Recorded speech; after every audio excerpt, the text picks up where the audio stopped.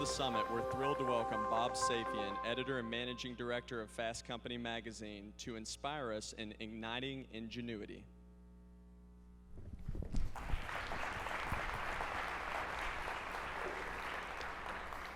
How's everybody doing? You all right?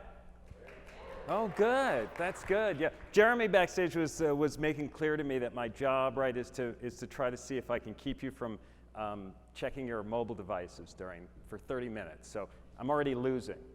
See, I can already see I'm losing. I'm never going to win this one. So I run a magazine, website, media business called Fast Company. And I wanted to start by telling you guys a story.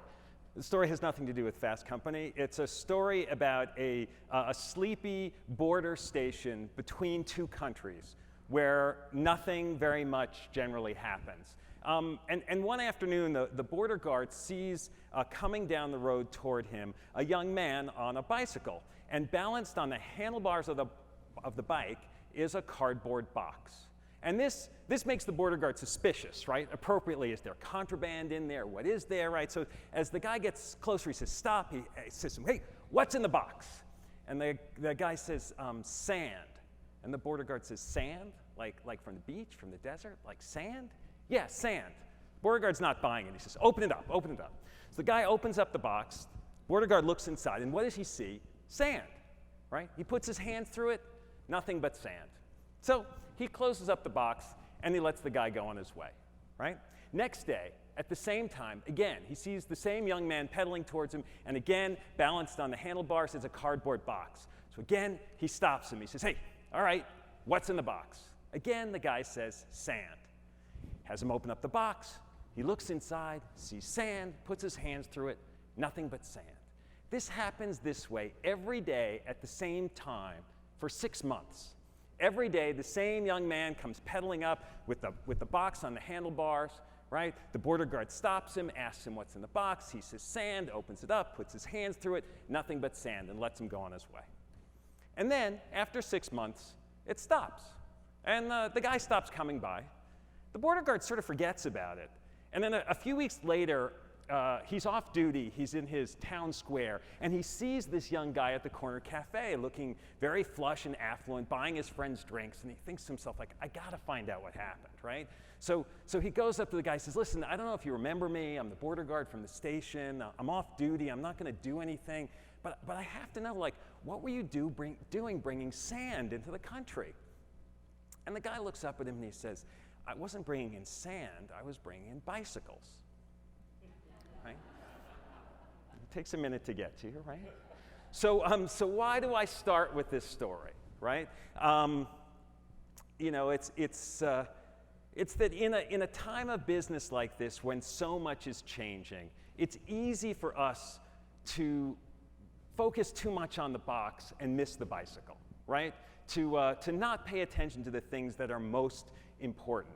So what are the things that will allow your business to be what my magazine calls a fast company, right? Creative, progressive, innovative. What is that going to take? And I'm supposed to come here today and give you some predictions for the next 20 years about how you can do that.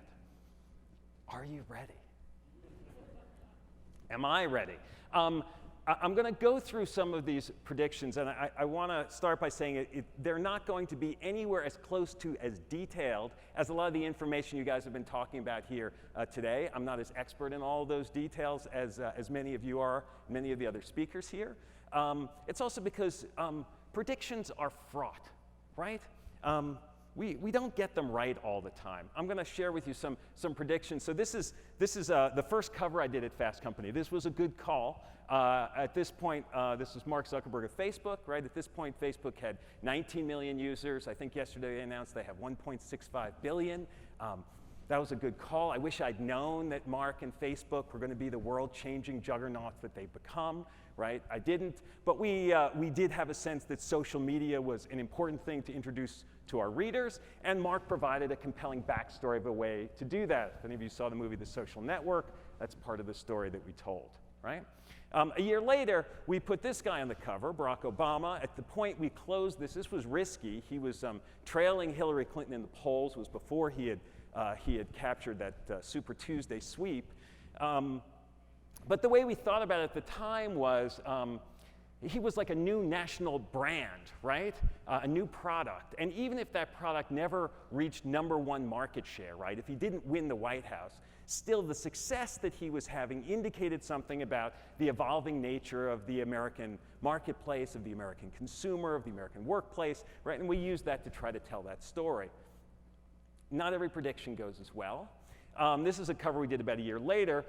This is a guy named Jason Kyler. He was the CEO at the time of Hulu, right? And we wanted to talk about streaming video and what would happen. Jason was talking about he was going to start creating his own shows. This was well before House of Cards or Transparent. But Jason never got a chance to do that. He got bounced out as the CEO of Hulu. There was a lot of problems there, and obviously they are not still around, but they're not the leader in the marketplace. That didn't work out exactly the way we wanted it to. We decided a little later we wanted to do a story about how mobile phones, you could do entertainment on your phones, right? And how valuable and growing that was going to be. And we chose to do this guy at Nokia. Whoops, right? That didn't work out. It didn't work out. We did a story about the founder of 23andMe, Ann Wojcicki, and DNA testing, home testing of DNA, and a few weeks afterwards, the FDA shut her down. Now, I'm not unhappy that we did this story. I do think learning and understanding how DNA is going to be democratized is important, and Ann and 23andMe are back in business and are improving and going to have more things. They don't have the same kinds of problems as Theranos is having with their product, but not ideal. Right? This is the reality of trying to make predictions. I bring all this stuff up to make clear that I'm not a magician or clairvoyant, right? I'm an editor, a journalist, and so what you're going to get from me today is fallible predictions, right? Things that come from our reporting. I should, go back. This is Fast Company's first cover, well before I was there. The founders were tremendously prescient, right? Work is personal, computing is social, knowledge is power. This was 1995. Very, very early on, Fast Company was launched at that time as part of a raft of media that was associated with this idea called the new economy. Anyone remember this idea, right? This phrase, the new economy, the idea that with the rise of the internet, all the old rules of business had changed. And there were new rules, and if you followed those new rules, right, anything was possible. Fast Company extolled this with covers like Free Agent Nation, the brand called You, right? We could all have unparalleled control over our jobs and our careers, right? We could day trade in our living rooms. We know how that turned out. The dot-com bubble burst. The idea of the new economy was thoroughly discredited. All of the media associated with the new economy, things like Red Herring, Industry Standard, Business 2.0, none of them exist anymore. Fast Company is the only one that survived. And it's natural to look back at those days of the new economy as a mirage. But I don't think of it that way. I think of it more as a premonition, a whiff of the days to come, of what I like to call the age of flux. Because so many of the things that were predicted back then in the late 90s have now come to pass. And we do live in a mobile, social, global, interconnected world where the old rules of business really don't apply anymore.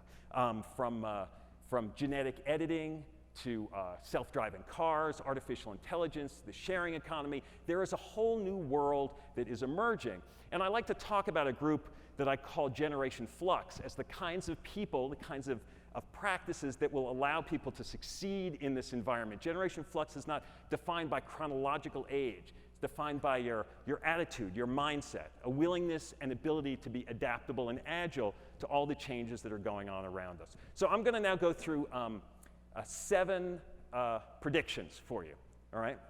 Are you ready with that preamble out of the way? I still got you? All right, all right. First prediction.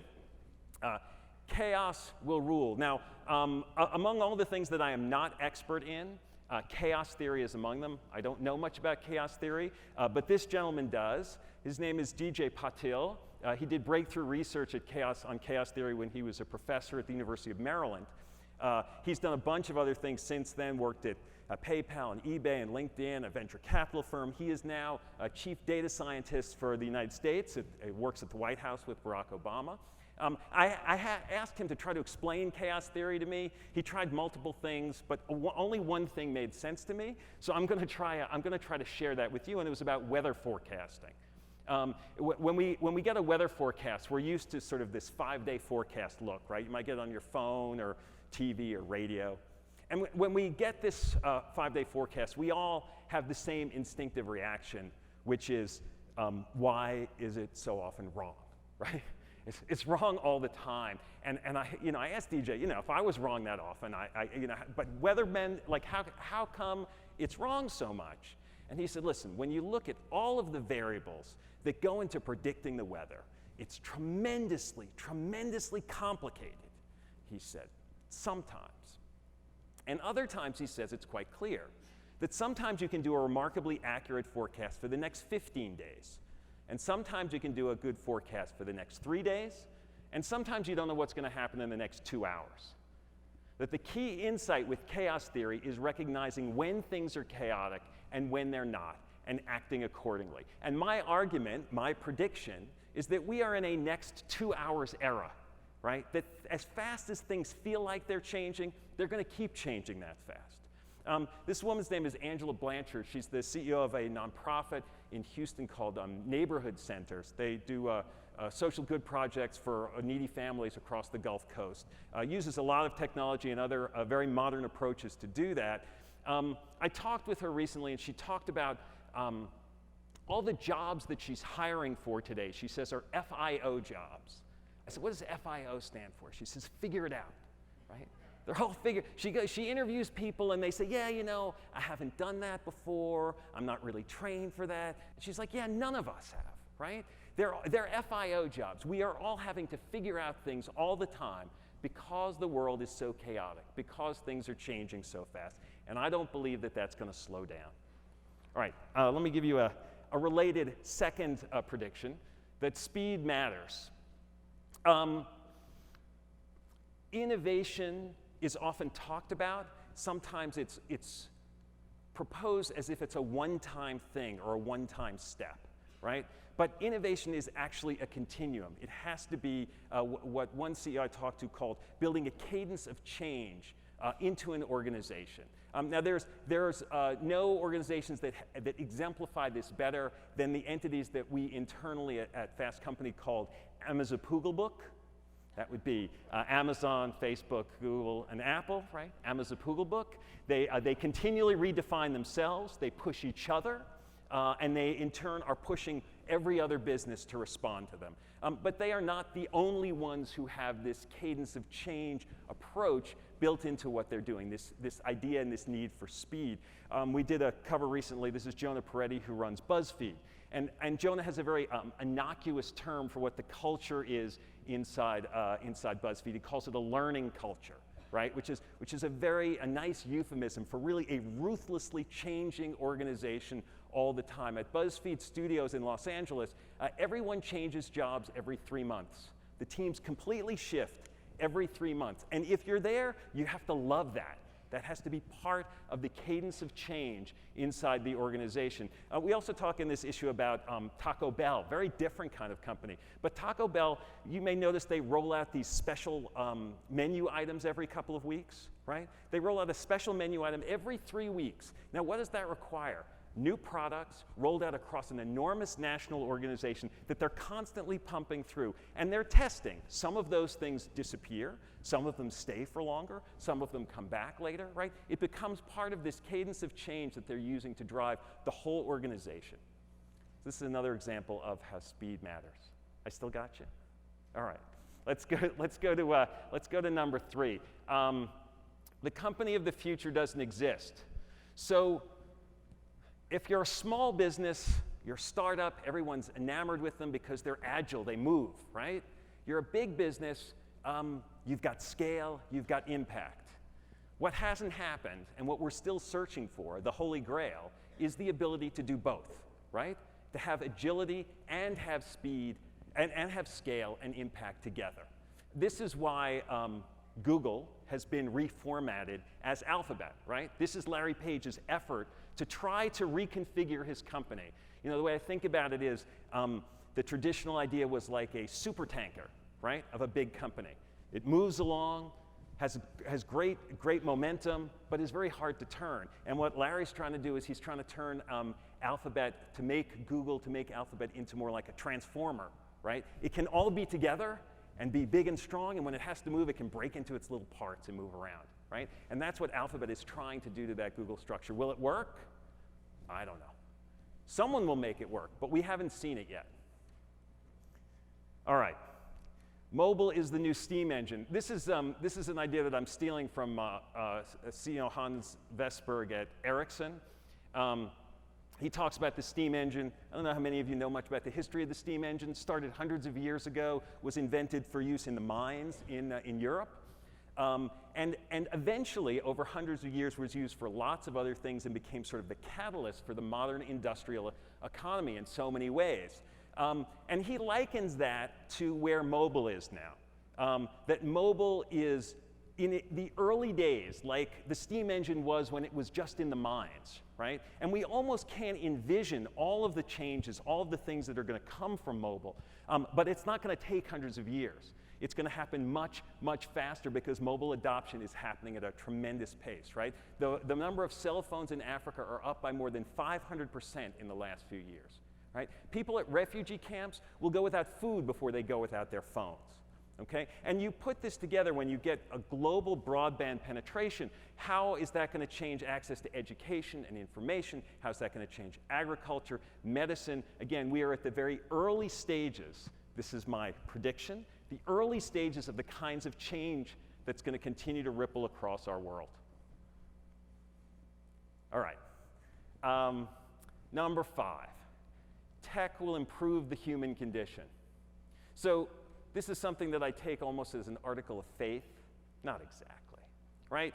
Hollywood loves to tell stories about how the robots are going to take over the world, right? There is always dystopian future about how bad technology is, whether it's robots or artificial intelligence, right? Everything is going to be bad in the future because of technology. And there's a lot of scare about that. But if you look through the lens of history going back, technology has always improved the human condition, viewed most obviously in our extending life expectancy, right? More time, the ultimate gift that we all get to have. And this, there's no indication that this is going to slow down in any way, right? That the human condition will continue to be improved by technology.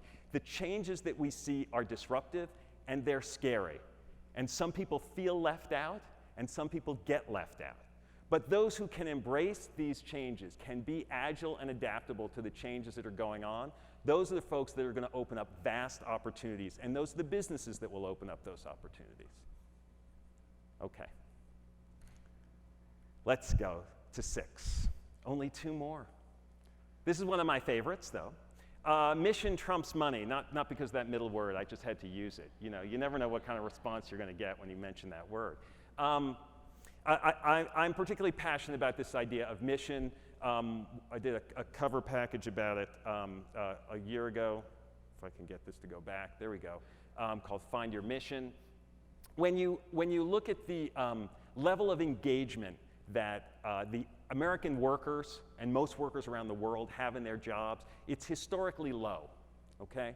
But in those places where there is purpose and mission around the enterprise, the performance tends to be, the engagement tends to be higher, and the performance, the financial performance tends to be higher. You don't have to pay people more to get more out of them if they are engaged in the mission, in the purpose of the enterprise, okay? And the irony is that the less that the focus of the business is just making money, the more money the business makes, right? And this is my prediction that this will continue to accelerate and become more and more important as all of the changes around us happen. Again, when there is so much change and you have to be adaptable to it, how do you know which changes to adapt to and which not to adapt to? And by having a clear mission and purpose, that allows you to do that. Now, I have an example, that slide came up a little early, but about Starbucks.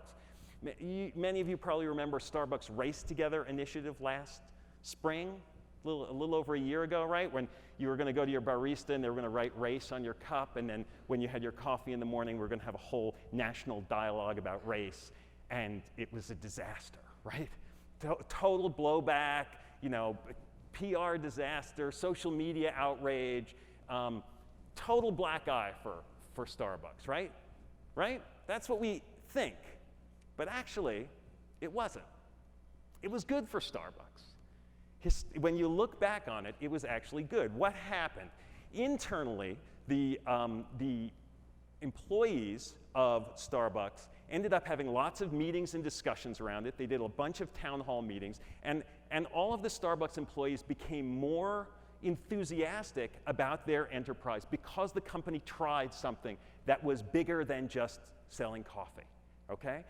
And Starbucks customers, the same people who complained that they didn't like this, again, their best customers in the long run felt better about the Starbucks brand, and Starbucks business did better, and their brand attribution rankings were better. And it doesn't sound like it makes sense, but by embracing something larger than simply $1, they ended up improving the value of both their employees, their employees' connection to them, and their customers' connection to them. Okay. All right. I have one more prediction, and then I guess maybe we'll have time for some questions. Are you ready? Okay. So this last one is sometimes the hardest for people to get their arms around, but it's the idea that there are no rules. When I had this up here before about Fast Company's predictions from our first issue, that line they have at the bottom, break the rules, I don't think that applies anymore. I mean, obviously you have to break the rules, but I think it's more important to think that there are no rules. People want to have a model. They want to know what's going to happen next. They want to know what's going to work. Let me apply what Apple did. Let me apply what Starbucks did. Let me apply what someone else did. Let me apply what Google did, right? But that's not really what's going to get us through this period of chaotic change that we're living in. I met with a group of hospital CEOs a little while ago, and the theme of their meeting was first curve to second curve, right? That with Obamacare, they had all of these disruptions that they had to deal with, and they were going from one business model to the next business model. And I tried to argue to them that I thought that was the wrong way to think about it. That if you think you're on firm ground over here, and there's some water that you have to cross, and when you get on the other side, there'll be firm ground again, you're deluding yourselves. That really the world we're in now is much more like swimming in the ocean, like surfing, right? We're in the waves. And if we fight those waves, if we try to fight them, we're going to get tired, we're going to get unhappy, and we might get hurt, right? But if instead we ride the waves and we learn how to play in those waves a little bit more, we'll still get wet, right? But over time, we'll get better at it, we'll have more fun with it, and that's the reality of the world that we're living in. That the waves are constantly coming, and we have to learn to be able to adapt to them. I realize a lot of what I'm talking about here is as much about mindset and attitude as it is about specific attributes, but really the world that we have been raised in, that we have been trained in, has trained us for a different world than the one that we're living in. And this is the ultimate challenge that we all have, is how to adapt ourselves to a world that's very different from those rows of chairs that you remember having in your classroom at school, right? That nothing is quite as organized as we thought it would be. That everything is a little bit more FIO, figure it out, than we wish it were, but if we embrace it, we can have more fun with it and we'll have more success with it. All right, I have one final quote, and then I'll be happy to have a dialogue with any of you about anything, any predictions. I'm happy to engage on any topics. Just, I'll just be wrong sometimes. That's the way it is. All right? And this is 150 years ago, a paraphrase from Charles Darwin. It goes like this: it's not the strongest of the species that survives. It's not the most intelligent that survives. It's the one that's most adaptable to change. This was a prediction 150 years ago. It was true then. It's still true today. Thanks very much.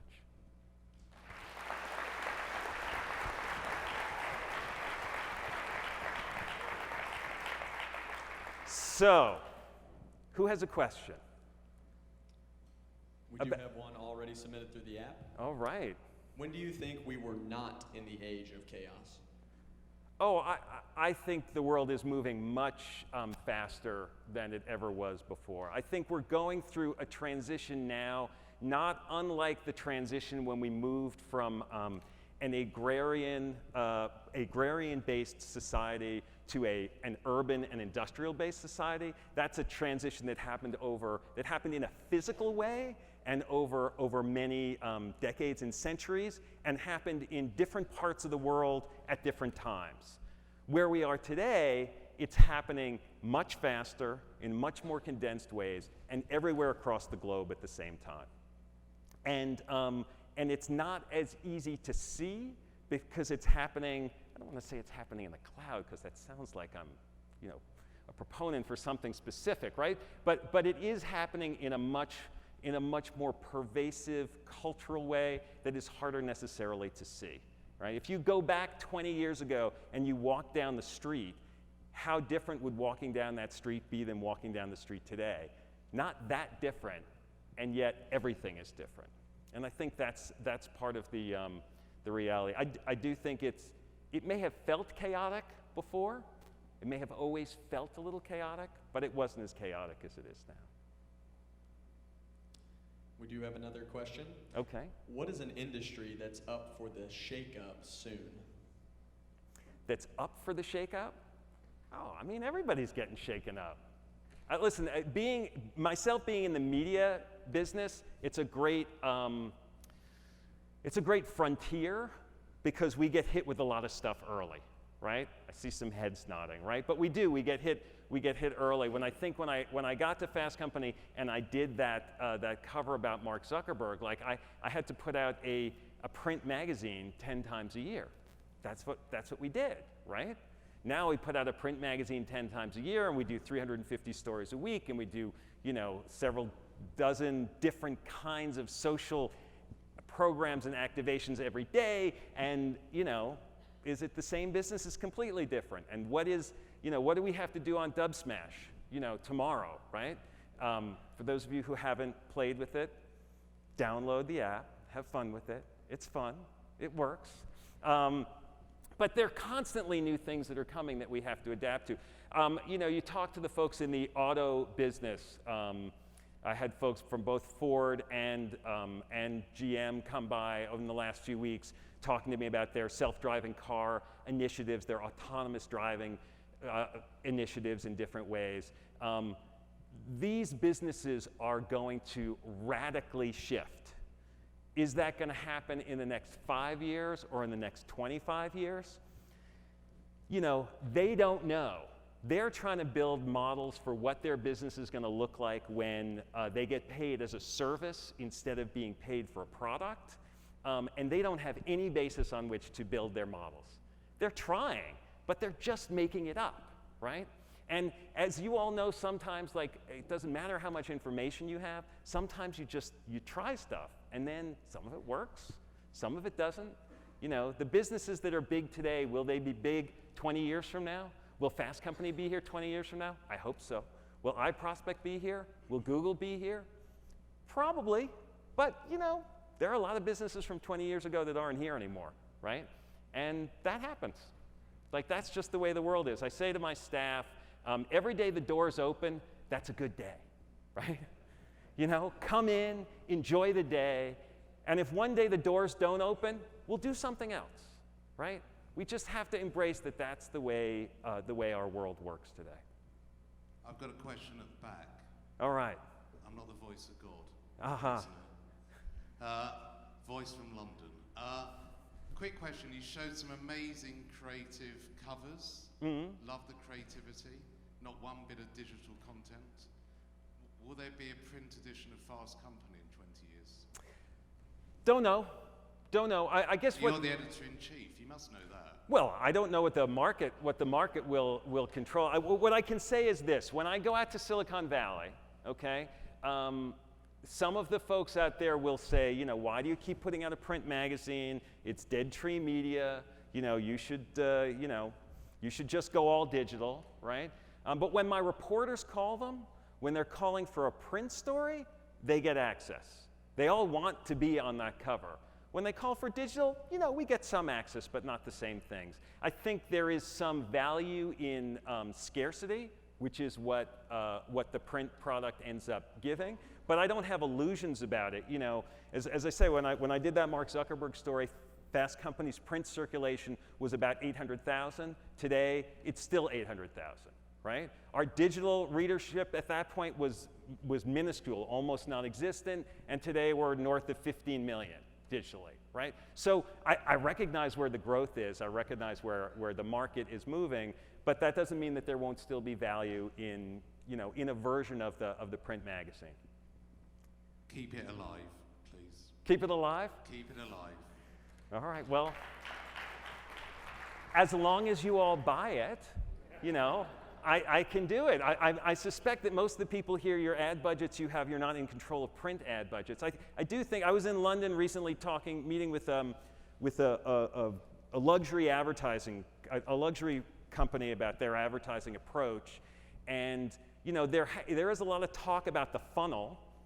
It is much more cost effective on a near-term ROI basis to do a lot of the things that, that digital can offer. But it's very hard to build brand, to grow the scale of an audience and brand of something that you don't know, just in the way digital operates right now, and particularly in the way mobile operates. I actually think there's an analogy between what you're doing and what retailers are doing. So every .com retailer would really like a store, yes. A bricks and mortar store. So your magazine is your store, and your digital is your online economy. You know, listen, maybe. The brick and mortar operations want digital, the digital want brick and mortar. You know, we have to be in all of these places because this is where we live our lives, right?